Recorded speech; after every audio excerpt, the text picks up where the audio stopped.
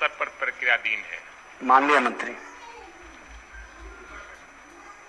क्या बताए?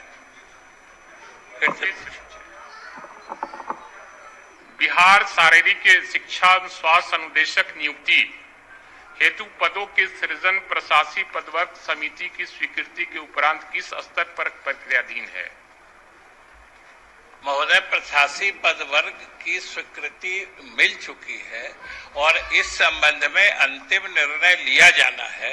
आप जानते हैं, माननीय सदस्य और पूरा सदन अवगत है कि सबसे बड़ा निर्णय प्रशासी वर्ग समिति में लिया जाता है, जिसके तहत निर्णय लिया जा चुका है और अब इसके सिर्फ शीघ्र स्वीकृति की कार्रवाई करके हम नियोजन प्रक्रिया को आगे बढ़ाएंगे। माननीय सदस्य ललित कुमार यादव, नियोजन शुरुआत होगी।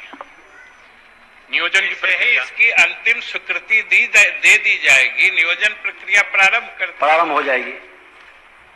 एक और अब बगल वाले को समय हो रहा है। एक और है, परीक्षा के तर्ज पर ही बीपीएड पुरुष परीक्षार्थियों को भी आरक्षण देने का क्या निर्णय निकल गया? महोदय, सरकार की आरक्षण नीतियां जो होती है वो सभी जगह समान रूप से लागू होती है, इसलिए इस सेवा या इस संवर्ग के साथ कोई विशेष व्यवस्था तो की नहीं जाएगी। जो सरकार के नियम है आरक्षण संबंधी वो इस पर भी लागू हो। अध्यक्ष महोदय, पूछिए।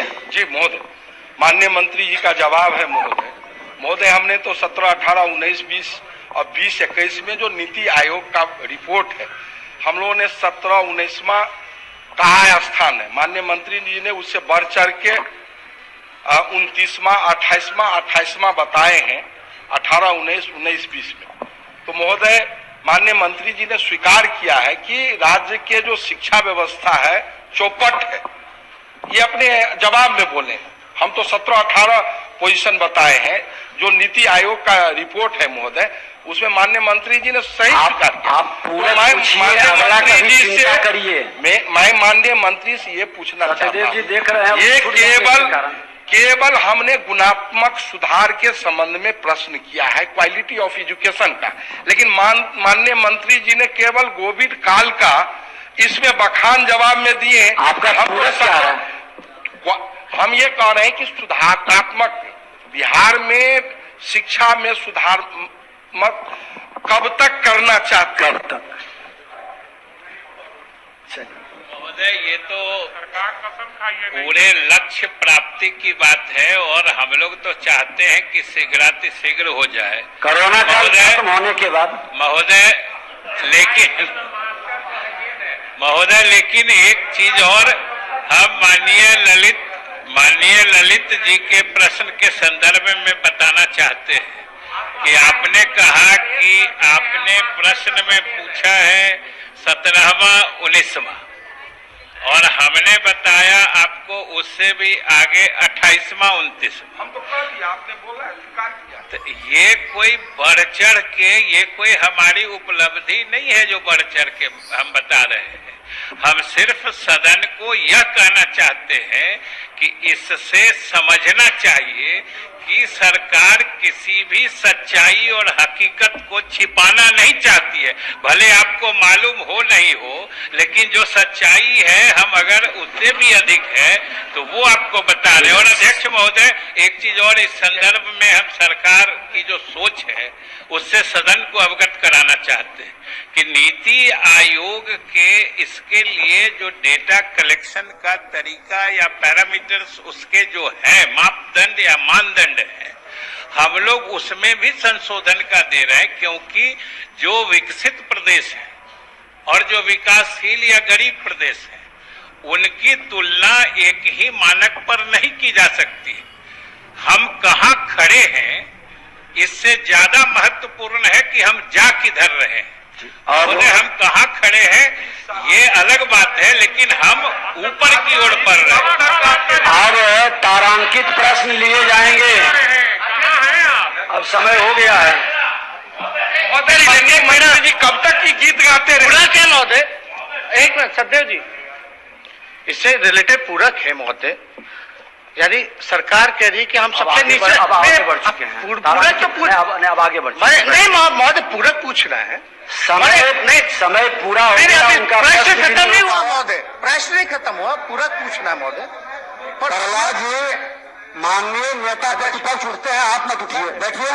अध्यक्ष महोदय, ये शिक्षा से रिलेटेड सवाल है महोदय, बड़ा गंभीर मसला है। मंत्री जी ने यह स्वीकार किया है कि सबसे निचले पायदान पे है, लेकिन मंत्री जी ने यह नहीं बताया कि लगातार हर साल बिहार पिछड़ते क्यों जा रहा है, आखिर इसका कारण क्या है।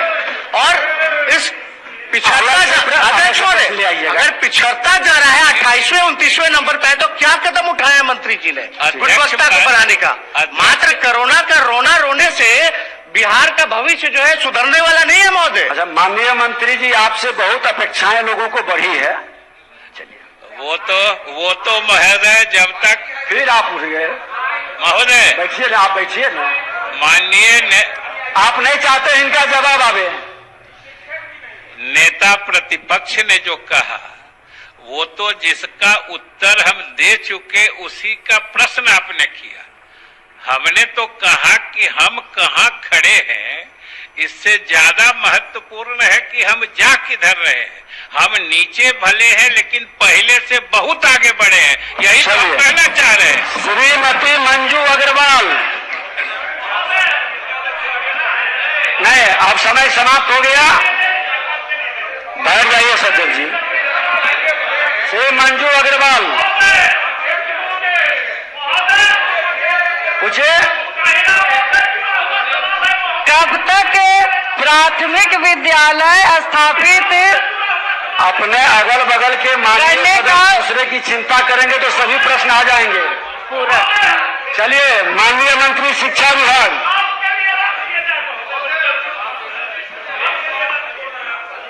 आप पुराने सदस्य हैं, आप समझ रहे हैं कि समय, हम तो ज्यादा समय दे दिए नेता प्रतिपक्ष को।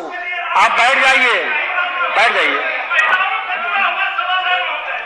हम जानते हैं कि आप महिला का बहुत चिंता करते हैं, बैठ जाइए।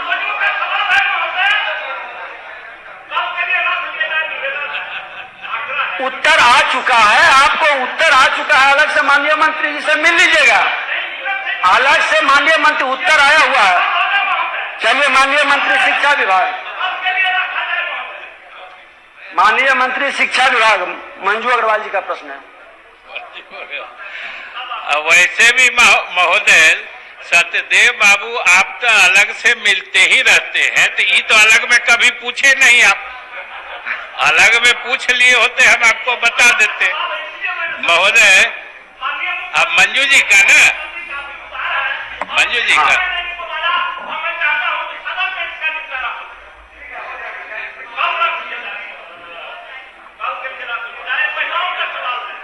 महोदय, अब श्रीमती मंजू अग्रवाल जी का। हाँ, वस्तु स्थिति यह है कि गया जिला अंतर्गत शेरघाटी प्रखंड के गोपालपुर पंचायत के पथलकट्टी ग्राम से उत्तर एवं दक्षिण दिशा में लगभग 2 किलोमीटर की दूरी पर क्रमशः मध्य विद्यालय चिल्लिम एवं मध्य विद्यालय अछमा तथा पश्चिम दिशा में लगभग 2.5 किलोमीटर की दूरी पर मध्य विद्यालय गोपालपुर है।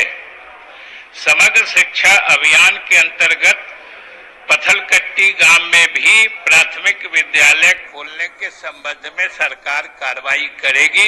केवल महोदय, मैं आज ही माननीय सदस्य से भी निवेदन कर देना चाहता हूं कि अपने आपका क्षेत्र होगा, वहां पर उस गांव में विद्यालय के लिए भूमि चिन्हित करने में आप मदद करिएगा।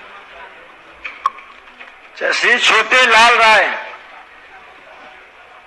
पूरक पूछिए। और माननीय सदस्यगण, सभी का ऑनलाइन आंसर आया हुआ है। सर, पूछता हूं का उस जगह पूरक प्रश्न सीधे डायरेक्ट करिए। अध्यक्ष महोदय, हम नहीं देख पाए हैं, हाँ, इसलिए मंत्री महोदय से आग्रह है कि थोड़ा पीए से कहिए दिखवावे आप लोग को। सर, माननीय मंत्री जी। महोदय, वस्तु स्थिति यह है कि प्रश्नगत विद्यालय में वर्ष 2018 में असामाजिक तत्वों द्वारा खपरेल विद्यालय भवन में आग लगा दी गई थी। इसके संबंध में प्राथमिकी भी दर्ज कराई गई थी। आग लगने से विद्यालय का खपरेल, छप्पर, दरवाजा, खिड़की एवं बेंच, डेस्क, कुर्सी इत्यादि नष्ट हो गए थे। उक्त अग्निकांड से विद्यालय के 7 वर्ग कक्ष भी नष्ट हो गए थे। वर्तमान में इसके अलावा 7 वर्ग कक्ष उपलब्ध हैं, जिसमें छात्र छात्राओं का पठन पाठन कराया जा रहा है। लेकिन माननीय सदस्य का कहना सही है कि आग लगने से विद्यालय और विद्यालय के उपस्कर नष्ट हुए थे, उसके बारे में प्राक्कलन तैयार कराकर उसकी मरम्मती और आगे की कार्रवाई की जाएगी।